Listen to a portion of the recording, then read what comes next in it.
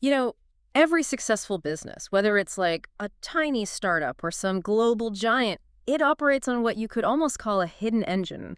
Hmm. And this engine isn't just about what they sell, but, well, how they sell it, right? How they Well, yeah. deliver it, and ultimately how they actually make money. It's their business model. What's the core of it? Exactly. So today, we're doing a deep dive into the fascinating world of business model design and, maybe even more importantly, how these models are right at the heart of disruptive innovation. This is a really crucial link. It is.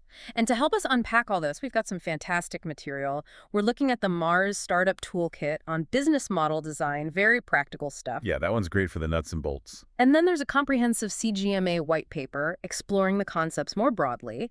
And of course, we have to talk about Clayton Christensen. Oh, absolutely. Disruptive innovation. Foundational. Foundational. We're diving into his work, plus some really insightful commentary that builds on his ideas. Right, it's extending the thinking. So, our mission today, really, it's to peel back the layers. We want to uncover the basic elements of a solid business model, understand why they're so vital, especially for new companies, Mhm. and then zoom out, see how revolutionary companies use these models to completely shake up entire industries. Hopefully, by the end, you'll walk away with a kind of shortcut, a way to understand the strategic DNA of almost any business, and maybe even spot the next big wave of change yourself. That's the goal, a practical lens. Okay, let's get into it. When you hear business model, I admit, my first thought is usually just how they make money. Is that too narrow a view? It is, yeah. It's a common starting point, but it's definitely too limited. And that's what's really interesting in how both the Mars Toolkit and the CGMA paper expand on that. Okay. A business model, really, it describes the value an organization offers its customers, but it goes way beyond that. Hmm. It also maps out the capabilities and resources you need to continually create, market, and deliver that value. Mm. And, crucially, generate profitable, sustainable revenue streams. Continually. That word Well, seems important. It's a holistic view, right? Yeah. It really emphasizes long-term viability, not just a one-off transaction. Mhm. Think of it like the complete blueprint for how a business actually functions and hopefully thrives. Right, the whole system. So if the business model is the blueprint, the Mars source says loud and clear that before you even start drawing, you need something else validated first, your value proposition. Why is that the absolute, like, the non-negotiable starting point? Couldn't you just build a model around amazing tech or resources you happen to have? And a really good question, and it highlights a crucial point. The value proposition. Honestly, it's the beating heart of the entire business model. Okay. Without a clear, validated value proposition, meaning you know exactly what unique problem you solve for customers and how you do it better than anyone else, than trying to figure out the rest. How you'll make money, who your partners should be, what your key operations are, even how you'll find customers. It becomes almost impossible. Just guesswork at that point. Pretty much. It's the linchpin, you know. It makes Yeah. sure all the other pieces can actually work together financially. Yeah. You can have amazing resources, sure, but if they aren't creating something customers genuinely value, well, they're just assets sitting there, not a real business. Got it. Heart of the model. Mm. So once you have nailed down that value proposition, how do you even start mapping out this whole complex system? Sounds like a lot of moving parts to juggle. Are there tools for this? Frameworks? Absolutely. And thankfully, yes. Our sources point to a really powerful tool, Alexander Osterwalder's business model Canvas. Ah, the canvas. I've heard of that. Yeah, it's brilliant, really. It's a visual marvel because it simplifies what could be a super overwhelming task onto just one page. Run page. One page. It's got 9 interrelated building blocks, and you usually tackle them in a specific order, which makes it much easier to see how all these components influence each other. It's not just for designing a new business either. It's a fantastic diagnostic tool and really useful for playing out different scenarios. What if we change this kind of thing? Okay, let's do a quick tour then. What are these 9 blocks? Because you're right, seeing them together must paint the full picture. It really does. So you start with customer segments. Basically, who are you serving? Who are your target customers? Right. And right next to that, absolutely central to the whole canvas, is your value proposition. What unique value are you actually delivering to those specific customers? Makes sense. Who you're talking to, what you're offering them. Yeah, Got it. Then how do you get that offering to them? that's where channels come in. This covers everything, how you communicate, how you sell, how you deliver the product or service. For a brand new startup, for example, maybe direct sales is the first channel, just so they can learn directly from customer feedback. You know? Yeah, that close contact early on. Okay. And once the customer has the product or service, how do you keep them engaged? What's that relationship look like? That's customer relationships. What kind of interaction are you aiming for?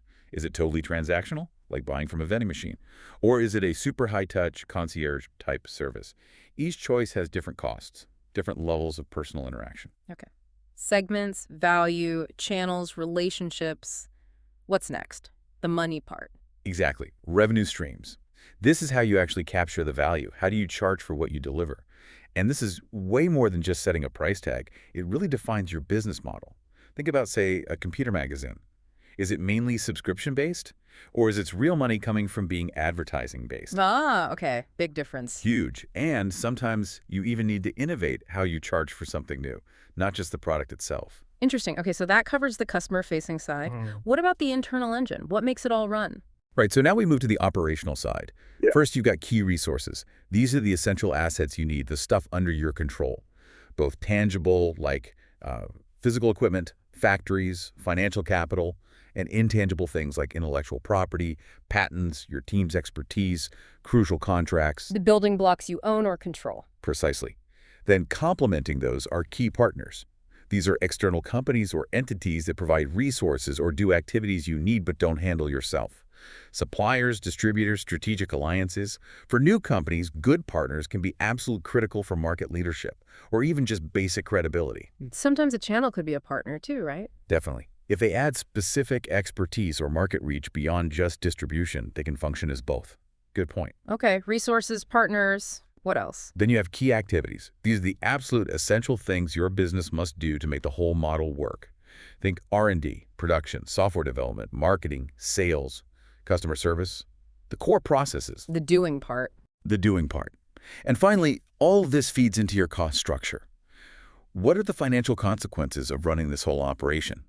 Are you primarily a cost-driven business, trying to minimize expenses everywhere like many web startups are relying on automation? Or are you value-driven, focused on offering premium performance, higher quality, better service, where cost is secondary to the value delivered? And for startups especially, managing fixed versus variable costs is vital. Delaying big office leases, using contractors instead of full-time staff early on, classic cash preservation tactics tied to the cost structure. Wow. Okay, laying it out like that on the canvas, it suddenly feels less like just a list of departments and more like you said, an ecosystem. Every part really does seem to touch the others. You've nailed it. Yeah. It's not just a checklist, it's a living, dynamic diagram. It forces you to see how every single piece of your business puzzle interlocks. You tweak one thing, say, your channel strategy, and you immediately have to think about how it affects your costs, your customer relationships, maybe even your key partners. So the big takeaway from the canvas isn't just filling in the boxes, it's understanding those connections. Exactly. It's your business's real-time strategic map. It helps you visualize dependencies, spot potential weaknesses, or find points of leverage you might otherwise miss. That dynamic nature you mentioned, that really resonates with the CGMA source too. They make a strong point that a business model isn't static. It's about how a firm continually defines, creates, delivers, and captures value. That word again, continually. Why the emphasis there? Why is it so important that this isn't a set it and forget it thing? Because businesses don't operate in a neat little bubble, right? They exist within this dynamic ecosystem. Think interdependent networks, markets, supply chains, society itself. And this ecosystem is constantly being shaped by enablers, like new technology, and also by emerging risks and opportunities. Global pandemics, geopolitical shifts, new regulations. Yeah, constant change. Exactly. So businesses have to constantly adapt and evolve within these shifting currents. If they don't, they risk becoming irrelevant pretty quickly. That continually means it's an ongoing process of sensing, responding, and adjusting the model. It certainly feels like today's world fits that VUCA description. The source mentions volatile, uncertain, complex, and ambiguous. I mean, that sounds like Tuesday. Doesn't it just? Yeah, VUCA sums it up pretty well. Between rapid tech changes, global supply chain disruptions, unexpected political events, it feels like constant flux. So how do organizations even manage in that kind of environment? How do they not just, survive, but actually thrive? Well, they adopt different postures, different strategic stances to navigate it. The source highlights three key ones. First, there's innovation. This is about proactively shaping events, not just reacting. Think Apple creating entirely new product categories and markets. They're driving the change. Being the disruptor themselves. Right. Second is agility. This is more about reacting swiftly and effectively to avoid bad outcomes or seize fleeting opportunities. It's that mindset of, okay, I can't always control what happens externally, but I can control how my organization responds and adapts. Nimble. Very nimble. And third is resilience. This is about building the fundamental capacity to withstand shocks and adverse events. It's more offensive, like building robust systems, diversifying supply chains, having contingency plans. It's like the boxer who can take a punch and stay standing. So innovation shapes, agility reacts, resilience withstands. Is one better than the others? Or do you need a mix? Generally, you need a mix, and the right balance depends on the industry, the company's situation, and the specific nature of the uncertainty they face.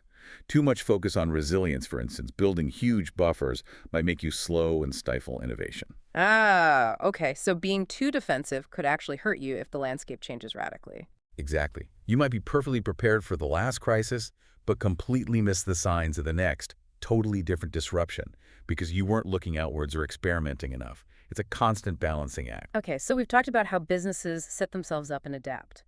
But now for the really interesting part, maybe the counterintuitive part. What happens when the very things that make companies successful end up being their downfall? This is where Clayton Christensen's innovator's dilemma comes in, right? It is. And it's such a powerful, game-changing concept. That central paradox is key. Doing what seems perfectly rational for an established, successful business can pave the way for its own demise when faced with a certain type of innovation. How does that even happen? Surely good managers see new threats coming. You'd think so, but Christensen's research showed this consistent pattern. Established companies almost always win battles of sustaining innovation. That means making existing products better for their most demanding, highest-paying customers. They're great at incremental improvements, adding features, boosting performance. That sounds like good business. Keep your best customers happy. It absolutely is good business in stable times. But here's the twist. When it comes to disruptive circumstances, where new entrants introduce simpler, often cheaper, maybe less powerful products that appeal to new or less demanding customers, the entrants almost always win. Why? Why don't the big guys just fight back harder? Because the dilemma is that the established companies are often actively motivated to flee the very markets where the disruptors start. Those initial markets look small, low margin, and unattractive compared to their profitable core business. So they focus resources uphill while the disruptors happily take the low ground. Okay, walk me through how this actually plays out. You mentioned it's not just about the tech itself, but how it intersects with what customers actually need or can use. Exactly. The model has three really critical elements working together. First, there's a limit to how much improvement customers can actually absorb or utilize over time. Think about, I don't know, word processing software. It got way more powerful than most people ever needed, right? Yeah, definitely. Second, the companies making this stuff, the innovators, tend to improve their products much faster than customers' ability to use those improvements grows. They overshoot the needs of the mainstream market as they chase higher profits in the more demanding high-end segments. Overshooting. I like that term. So they're making products that are too good, in a way. Too good, too complex, or too expensive for a large chunk of the market. And that creates an opening. This leads to the third element, the crucial distinction between the two types of innovation. You've got sustaining innovations, which, as we said, target those high-end customers with better performance. Faster chips, clearer screens, more features. Right. And then you have disruptive innovations. These introduce products that are actually not as good as the existing ones, at least by the traditional performance metrics. But they're simpler, maybe more convenient, definitely less expensive, and they find a foothold, either with brand new customers who can afford the old stuff, or with the least demanding customers of the established market. The steel mini-mills versus the big integrated mills, that's the classic story here, isn't it? Sounds dramatic. It really is a perfect illustration. Yeah. You have these massive, incredibly expensive integrated steel mills, making high-quality steel for cars, appliances, all the demanding stuff. Very profitable. The incumbents. The incumbents. Then along came the mini-mills. They used newer tech, melting scrap steel, which was about 20% cheaper to operate. Yeah. But initially, the steel they made was pretty poor quality, only good enough for concrete reinforcing bars, rebar. Okay, low-end stuff. Exactly. Now, here's the dilemma in action. The big integrated mills looked at rebar and saw tiny margins, unattractive business. They're actually happy to get out of it and focus on their high-margin sheet steel. So they walked away. They essentially ceded that market. The mini mills moved in, made good profits serving the rebar market nobody else wanted, and basically drove the integrated mills completely out of that segment. But they didn't stop there. Nope. They used those profits to improve their technology. Then they started making slightly better steel, good enough for things like angle iron and thicker bars. Again, the integrated mills looked at that, saw it as a lower margin dog-eat-dog commodity market compared to their premium stuff, and rationally decided to abandon it too. The same pattern repeats. Exactly. It repeated again with structural steel beams. By this point, the Minimills were highly motivated to find new, bigger markets and kept pushing their technology in ways the incumbents thought were impossible or just not worth it for them. The end result, The Minimills took over. Minimills like Nucor became huge, dominant players, while many of the giant established integrated mills went bankrupt. They made rational decisions focusing on profitability, but those rational decisions led them down a path to failure. That's the innovator's dilemma. It's chilling, really. It really is. Making the right choices for the current business sets you up to miss the next wave. Wow. Okay, here's something that adds another layer of complexity. The idea that disruption is a relative term. And innovation might be disruptive to one company but sustaining to another. How does that work? That's a super important nuance and often missed. If a powerful incumbent company sees a new innovation and thinks, hey, this helps us do what we already do, but better or cheaper, then for them it's a sustaining innovation, and they'll likely adopt it effectively. It's not truly disruptive to the market leader in that case. Can you give an example? The internet is a great one. Think about Dell Computer back in the day. They already sold computers directly to customers via mail order and phone. Right, their whole model was direct. Exactly. So when the internet came along, for Dell, it was a sustaining technology. It just made their existing direct sales model more efficient, faster, cheaper. They jumped on it. Yeah. But now, think about Compaq. Their business model relied heavily on selling through retail stores' distributors. For them, selling directly online was hugely disruptive. It threatened their existing channel partners, their whole way of doing business. So they hesitated. They did. And other potential pure-play internet computer retailers tried to emerge, but they couldn't really gain traction against Dell because Dell was this powerful incumbent for whom the internet was actually sustaining their core advantage. Disruption failed to happen in that specific case because the leader could adopt the change easily within its existing model. So the key is whether the innovation fits the incumbent's business model and profit formula, not just the technology itself. Precisely. That's what determines if it's truly disruptive to them or not. Okay, so if you are an aspiring disruptor, how do you actually get your foot in the door? Christensen identified a couple of main pathways, right? Yes, two main types of disruption. The first is new market disruption. These innovations compete against non-consumption. Non-consumption, meaning people who weren't using anything before. Exactly. They target people who previously couldn't afford or didn't have the skills or access to use the existing products or services. The disruptive product is so much simpler, more affordable, or more convenient that it creates an entirely new class of consumers. Like the personal computer versus mainframes, maybe? Or those early Canon desktop photocopiers. Canon's desktop copier is a perfect example. Before that, most people had to go to a central copy center with a big, complex machine. Canon's simpler, slower machine wasn't as good, but it let people make copies right in their own office, conveniently. It created a massive new market. Okay, so that's creating a new market. What's the other type? The second is low-end disruption. This type doesn't create a new market, but instead targets the least profitable and most overserved customers at the bottom end of the existing market. Overserved, meaning they're paying for features or performance they don't actually need. Exactly. The low-end disruptor comes in with a good enough product at a much lower price. These customers are happy to switch because they don't value all the bells and whistles the incumbent is charging them for. Discount retailers like Walmart are a classic example. How so? They initially attacked the low end of the market for nationally branded hard goods things department stores carried, but found less profitable than, say, high-fashion apparel. Walmart could thrive on much lower gross margins because their whole business model, lean logistics, high inventory turns, low overhead, was built for it. Department stores couldn't compete on price in that segment without destroying their own profit formula. So they let Walmart have that low end. Just like the steel mills let the Minimills have rebar, and then, of course, Walmart gradually moved up market. And sometimes it's a mix of both new market and low end, right? You mentioned Southwest Airlines earlier. Yeah, Southwest is a great case of that. They definitely appealed to people who just weren't flying at all because it was too expensive. New market.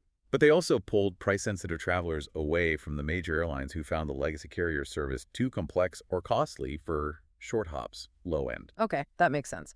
Let's tie this back to those four key elements of a business model we talked about earlier: value proposition, resources, processes, profit formula.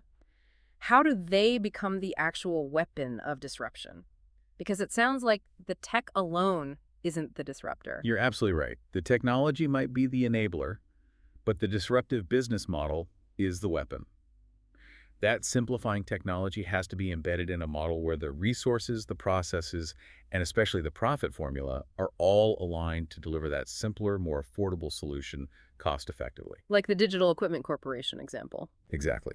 DEC had the microprocessor technology, but their existing business model, their resources, their sales processes, their required profit margins, couldn't profitably sell a computer for less than $50,000. So even though they have the tech, they were disrupted by companies whose business models were built around selling much cheaper machines using that same tech. Yeah. The model was the difference. So it's not that big companies can't innovate with new tech, but they struggle when that tech demands a fundamentally different business model. Precisely.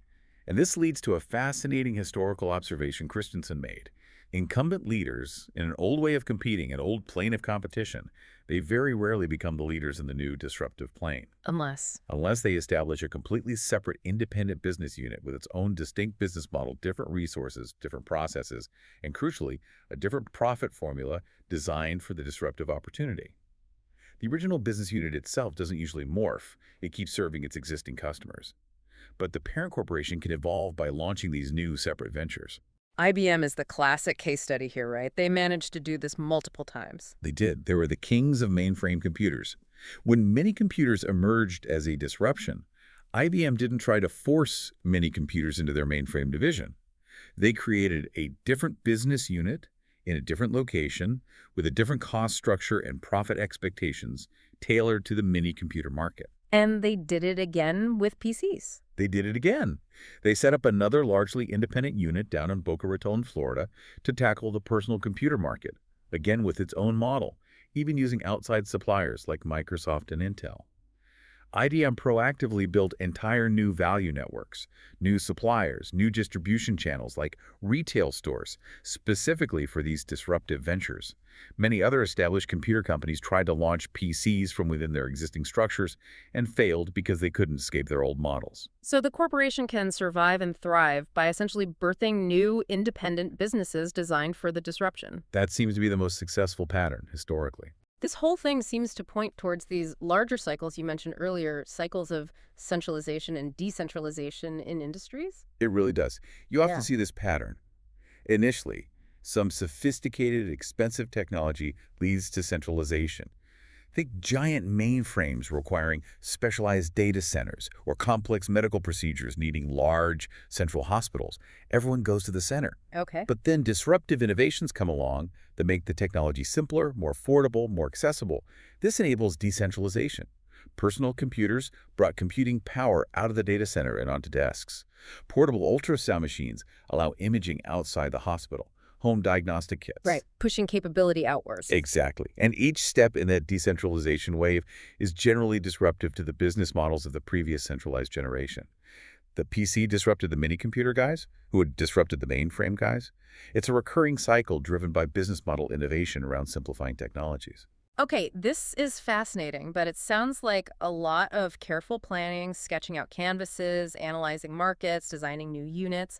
But the Mars source also stressed that designing a business model is often really iterative. You don't just draw it up and execute. How do you actually know if your brilliant model is, well, working? How do you test it? That's absolutely critical. Planning is essential, but validation is where the rubber meets the road. After you sketch out your initial business model canvas, the very next step is to go through each block and rigorously identify what's a proven fact backed by real evidence versus what's still just an assumption. Okay, separating fact from hypothesis. Precisely. And for most new ventures, especially ones where finding customers is the biggest uncertainty, you need to prioritize testing the assumptions related to your channels, your customer relationships, and definitely your revenue streams. How are you going to reach customers? Will they interact the way you think? And most importantly, will they actually pay what you need them to pay? So how do you test those assumptions? Surveys, focus groups. Those can play a role.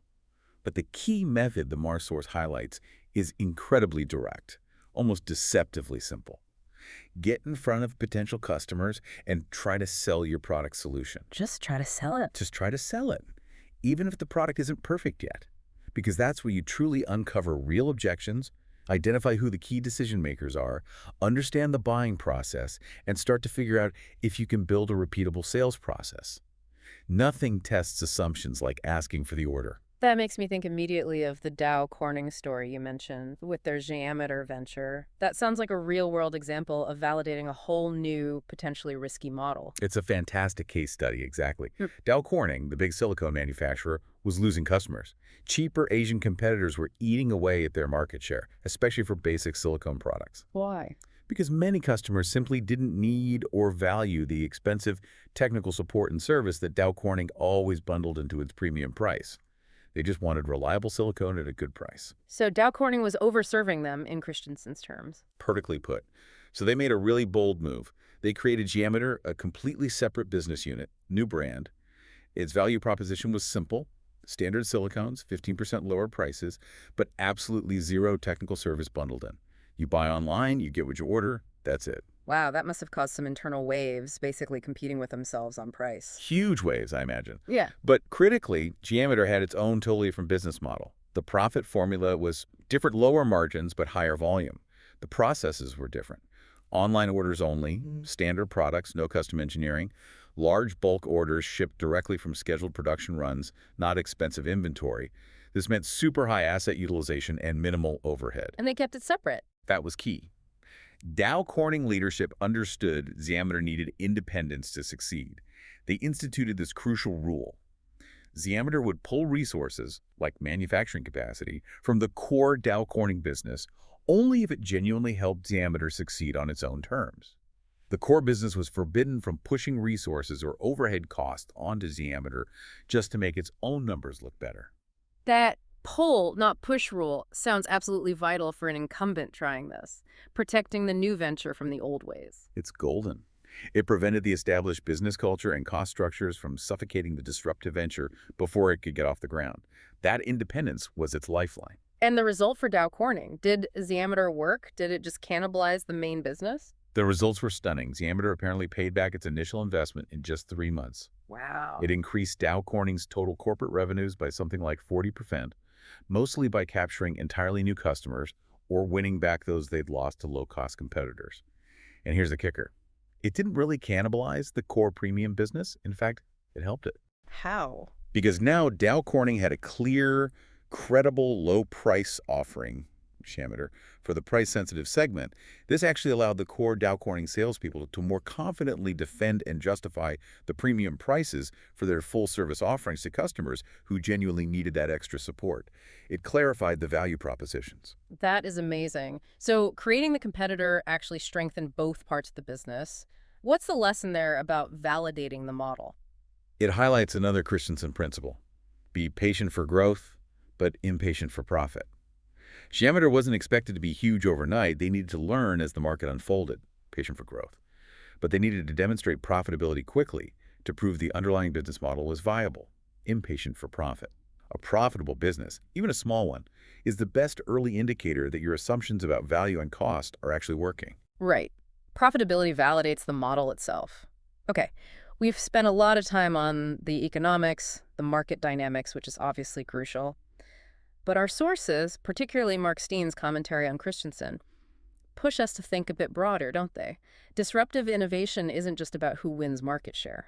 That's a really important point Steen makes. He argues, quite compellingly, that we should also look at disruptive innovation through the lens of empowerment, of how it can promote development and human well-being, how it can foster things like design thinking, cooperation, creativity. It expands the definition beyond just dollars and cents. Can you give an example of how disruption could lead to that kind of social change or directly impact well-being? Sure. Steen talks quite a bit about serving the base of the pyramid, or BOB2. This is the idea of developing and delivering products or services specifically for the large populations of relatively poor people around the world, often in developing countries. Hmm. Now, this isn't just charity. It's often about finding commercially viable ways to meet fundamental needs. And very often, this requires disruptive innovation, creating good enough solutions that are radically more affordable or accessible. Think basic, reliable health advice delivered affordably through local convenience stores or kiosks. Or high-quality online education platforms reaching students who could never afford traditional universities. So it's using disruptive business models to make essential services available. Exactly. It's fundamentally about increasing people's capabilities, giving them tools and opportunities to improve their own lives, not just selling them cheap commodities. It connects disruption directly to human flourishing. And this thinking isn't limited to developing countries. It applies to public services in developed nations too. Disruptive innovation can empower citizens to actually co-create or co-produce the services they rely on. How would that work? It often involves using principles of design thinking. Imagine collaborative workshops where, say, local residents and city officials work together to understand a problem, maybe it's waste management or local transport, and then jointly develop and test new, potentially cheaper or more effective solutions. It makes services more citizen-centric and can build social value alongside efficiency. So disruption can be a tool for social progress, not just market conquest. That's a powerful thought. It definitely broadens the perspective on why this stuff matters. Okay, so we've covered a lot of ground today. We journeyed through the intricate parts of business models, from that core value proposition to the 9 blocks of the canvas. We saw how successful companies structure themselves to continually define, create, deliver, and capture value, navigating those VUCA environments. That dynamic element. And then we took that deep dive into Clayton Christensen's theory of disruptive innovation, understanding it's not just about cool new tech, but about revolutionary new business models that can completely redefine industries, and as we just discussed, maybe even uplift society. It's the model that often carries the disruptive power. It really is. So the big question for you listening right now, what does all this mean for you? Think about the industries you know well, maybe your own job, your own company, or even a business you'd like to start. What assumptions are you or others making about the way things are always done? Could those assumptions be setting the stage for the next big disruption? Or maybe they're highlighting your opportunity to be the disruptor. That's the real takeaway, isn't it? Looking at the world through this lens of business models and disruption can reveal opportunity